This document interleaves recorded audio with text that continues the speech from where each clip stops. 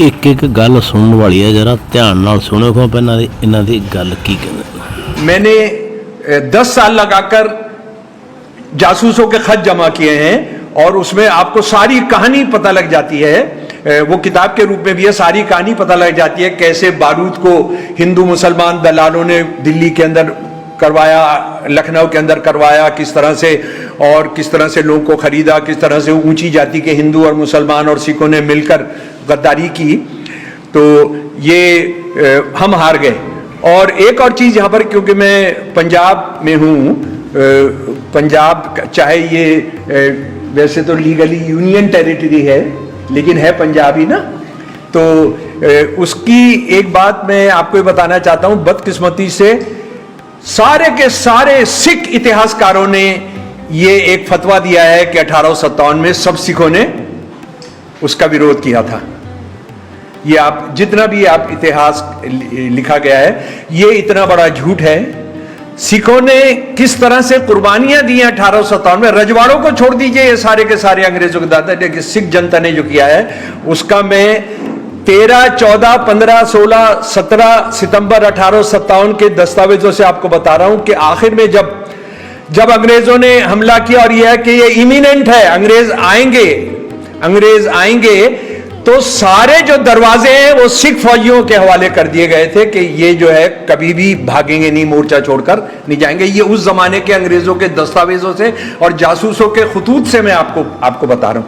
जो दिल्ली के अंदर कारतूस बनाने का काम था वो सारा का सारा सिखों ने अपनी जिम्मेदारी से लिया हुआ था। जो पंजाब से गए थे वहां पर कि अगर दिल्ली हम हार जाएंगे तो फिर अंग्रेजों की बहुत वाहवाही हो जाएगी, ये उस जमाने के दस्तावेज हैं। तो खैर ये हम लड़ाई हार जाते हैं, और लड़ाई हारने के बाद आप जानते हैं कि जब भी हमारे अपने घर में होता है, जब हम कोई लड़ाई हार जाते हैं, बराबर के किसी पड़ोस से या रिश्तेदार से लड़ाई चल रही होती है, तो हमारे यहाँ क्या होता है कि अंदर बिखराव शुरू होता है।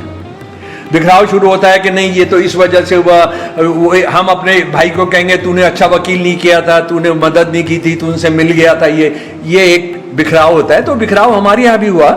और उसके बाद सबसे पहले क्या काम किया, जो अंग्रेजों के दलाल थे मुसलमान और हिंदू रजवाड़े और जमींदार, उन्होंने अब एक एंट्री की और उन्होंने कहा कि देखिए जनाब साहब जो है माय लॉर्ड, ये सर सैयद आ गया। सर सैयद ने कहा कि मुसलमानों ने इसमें हिस्सा नहीं लिया, ये सारा हिंदुओं ने करा है। उधर बंकिम चंद्र चटर्जी आ गए, ये आ गए, दोनों नाम जो आपको ये जो नाभा गोपाल मित्र और ये सब थे, इन्होंने कहा कि हिंदुओं ने इसमें हिस्सेदारी नहीं की, ये मुसलमानों ने सारा काम करा है। तो अंग्रेजों का फिर दमन चक्र शुरू होता है। हम जानते हैं कि किस तरह से उन्होंने 1857 के बाद इस देश के साथ सारा किया। इस देश के अंदर बहुत सारी जगह पेड़ हैं जिनको काला आम, काला अमरूद, काला नीम कहा जाता है। ये काला क्या है, ये काला अमरूद क्या है, काला आम क्या है? ये वो पेड़ हैं जहां पर सैकड़ों लोगों को फांसी पर लटकाया गया।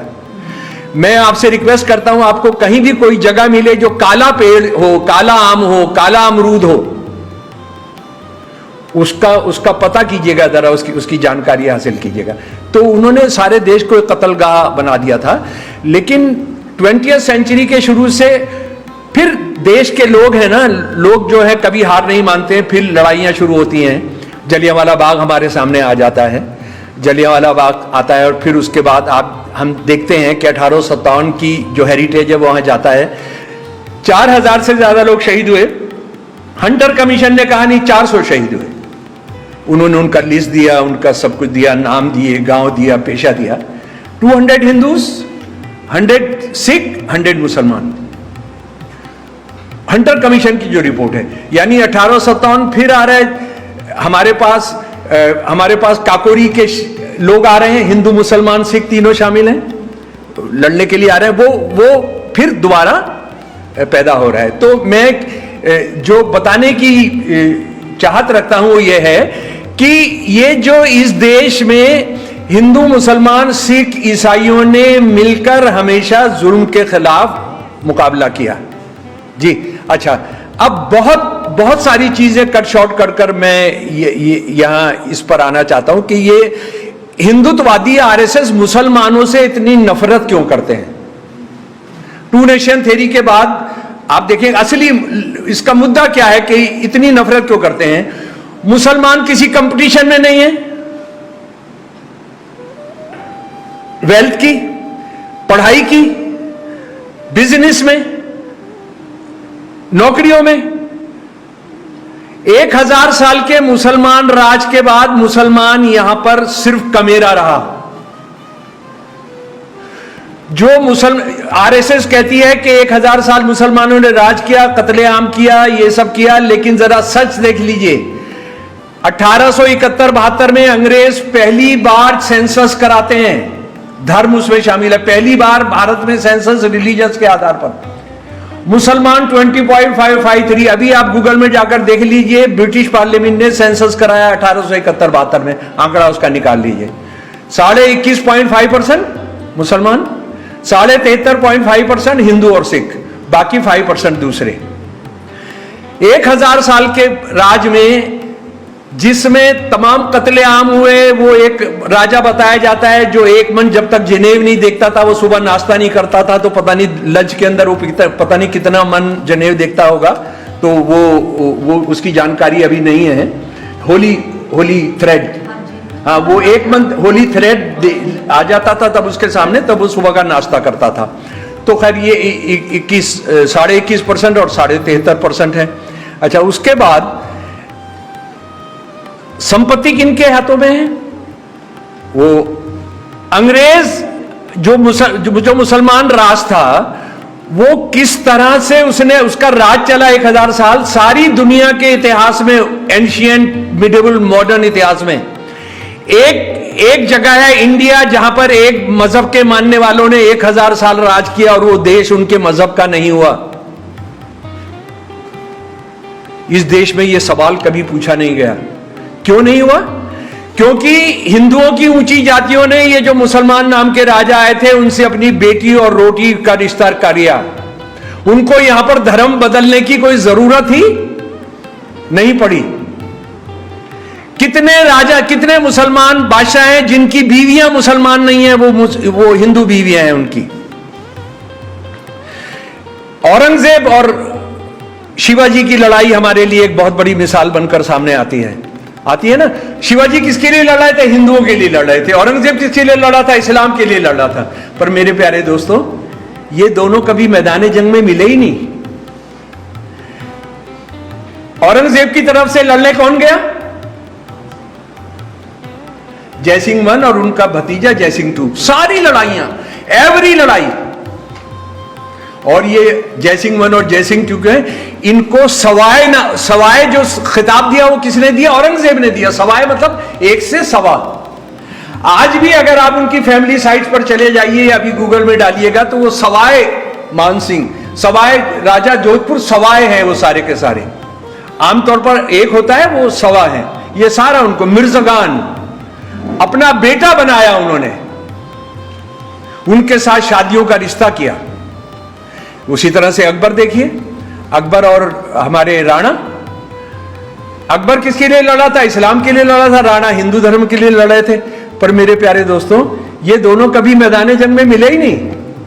अकबर की लड़ाइयां किसने लड़ी? मानसिंह। क्या बात है, क्या बात है भाई। आप मेरी एक किताब मेरे से लीजिएगा, आप जो आपका पसंद होगा, है ना। हाँ, जी। तो मानसिंह, सारी लड़ाइयां। और मानसिंह कौन था? शमसुल इस्लाम का भाई था? नहीं, वो साला था किसका? अकबर का साला था, है ना। जी, जोधा बाई का भाई, बाप था उसका साला, भगवान दास।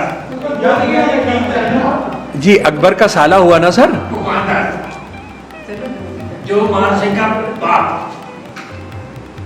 भगवान दास वो कह रहे हैं जोधा बाई का भाई था, जो मानसिंह का बाप था। अच्छा, चलिए, मेरा शमसुल इस्लाम का तो नहीं था ना। हाँ, बस बात साफ हो गई। मुझे तो डर है कि आप मुझे पकड़ के पीटना ना शुरू कर दें, हैं? ये और उसके बाद जो कुछ होता है, जो आज हमारे सामने होता है, तो ये मुसलमानों से नफरत क्या है? मुगल राज आपने चलाया, गुलाम राज आपने चलवाया, खिलजी राज आपने चलवाया। आज के मुसलमान से आप कह रहे हो कि तुम हरामजादे हो, तुम बाबरजादे हो। मंदिर का पैसा सारा तुम लूट रहे हो, एक बाबरजादा एक हरामजादा उसमें नहीं है, लेकिन तुम राम के सबसे प्यारे हो। हमने इतिहास का जवाब हमने देना है। ये क्या है, क्या है असल में? अगर ये आज बात साझा कर पाया और अपनी बात समझा पाया तो मुझे लगता है कि आपने जो बहुत पैसा खर्च किया और इतना समय खर्च किया वो पूरा उसका फल मिल जाएगा।